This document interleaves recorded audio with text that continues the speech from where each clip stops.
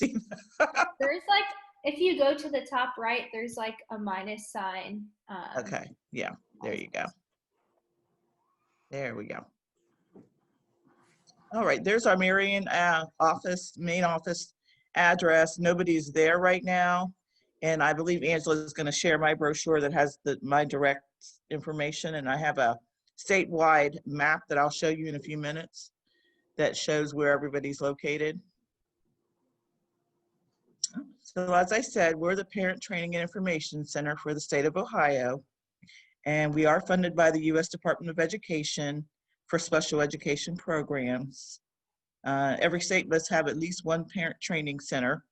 Now our center, we also receive funding from the Ohio Department of Education because we do some contract work for them, and we also do some work for the health department for hearing screenings.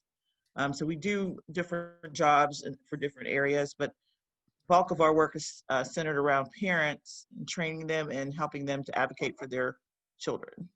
And that, when I say parents, I could mean an aunt, uncle, grandparent, whoever is the person taking care of that child. So we're mandated to help parents, hence the first word in our title, PTI, Parent Training and Information Center. We want to help parents get a better understanding of their child's disability and the educational needs, and then their rights when it comes to that disability when they go into a school, so that they can be a member of that team. So we have several trainings that address several issues that parents may come across when they go into a school to help to try to work with the team in the school. We try to help them resolve their disagreements with the school, connect to many community resources, just because those resources, you know, there are so many barriers that parents and grandparents face, that if we could help them with some of the resources that are available, that will help with those barriers. And sometimes there's so much pressure that that's the last thing parents are thinking about, is going into a school for a meeting. Some parents are lucky to be able to keep the lights on and keep groceries on the table. So if we can help them with some of that stuff, we're definitely welcome to do, we're happy to do that. Here's just a little bit about how we were established. We have a website for the Ohio Coalition, and it goes into a lot more detail of some of our other partners. We have lots of other individual partners that help us with this work. And this is our mission statement, which is also on our website. You know, we want kids to, you know, have that dignity and be able to go to school just like their typical age peers and get the education that they need. So we are definitely there for families. We want families to be able to get the adequate education for their students. Here's the map that I was telling you about. I cover Franklin County right now, and I also cover Madison, Pickaway, and Fairfield County. And then where you see the stars, those are where other agents are working out of their homes. Right now, everybody's home-based. Before COVID, we would travel to schools, go in person to meetings with parents, sometimes meet them if they had to do a visit with an agency and they needed support. And then the squares that you see, we have a multicultural unit. Those squares are where those multicultural folks are covering, and they would cover pretty much the whole state, but that's where their home-based office is at. So we have 15 regional offices located throughout the state.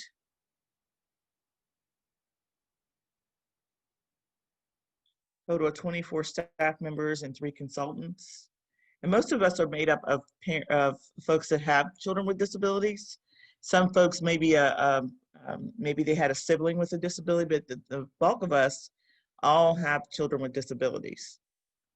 And we are trained regularly on all the operating standards in Ohio. Right now we're working with Disability Rights Ohio, they are doing a lot of trainings for us. And we receive some trainings from the Ohio Department of Education as well. And I talked about our multicultural staff a little bit ago. They serve families. I believe we have 5 different languages represented, and a lot of our material is also translated in those languages.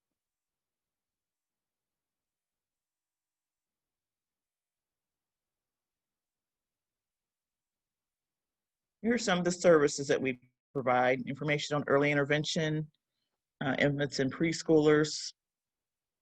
We do resources for parents and professionals. All of our trainings are free for parents and professionals.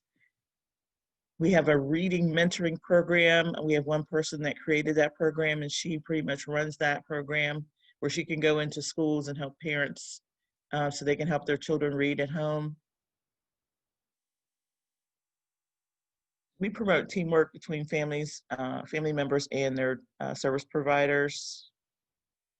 We have a transition from high school program as well. So if you've ever heard of a parent mentor, we provide the technical assistance for the parent mentor projects across the state. There should be a parent mentor in every county, not necessarily in every district. There should be at least 1 or 2 in each county. And they are a parent that works directly with the school district to work with families. They are, we help them, we do their training, we do some of their onboarding to get them started once they're hired by the district. And then we do have a contract with the health department for infant hearing family outreach.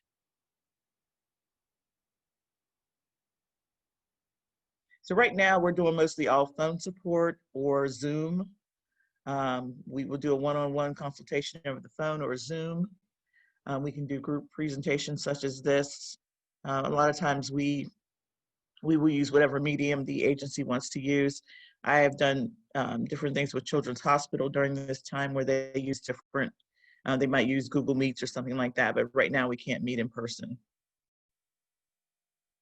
And we have a quarterly newsletter. We have publications, booklets that we could send. I usually, when a parent needs to write a letter, I send them our letter writing booklet so that they can have a template. And like I said, we have a website that lists all of our trainings and publications. So if you're ever interested, you could take a look at our website. And like I said, our title is information specialist. So we inform parents of their rights. We help them identify their options.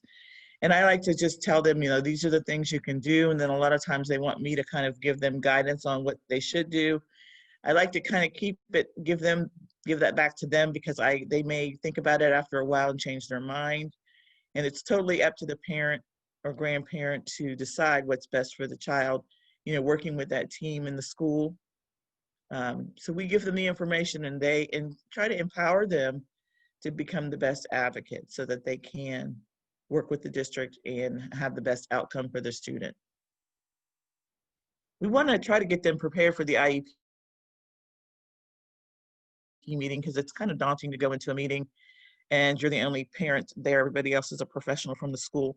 So if we need to go in person with the family when it's safe, we will. But we really want to get that parent prepared, because a lot of times the district will think it's our agenda when it's really not. We are just there to help support the parent along the way.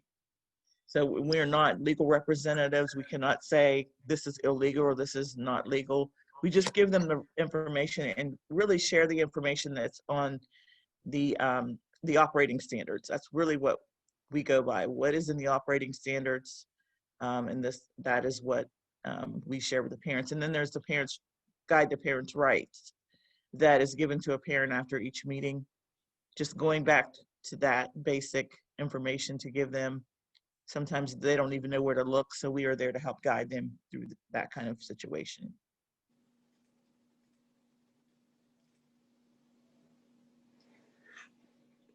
So parent, you know, going in, and I know this because I'm a parent of a child with a disability, it's hard going into a school and you feel intimidated at an IEP meeting. So that's where somebody like me or a parent mentor could be there for that parent. And it's emotional to go into that meeting and discuss certain situations about your child. So we really want to go in and help support them in any way that we can so that they can have the best outcome for their student. So our purpose is to support families with children that have disabilities at no cost to parents, and to help give parents that voice. So if they're, if they're dealing with a challenge, they can make it through that challenge with that school district. So that's who we are as a coalition. Does anybody have any questions?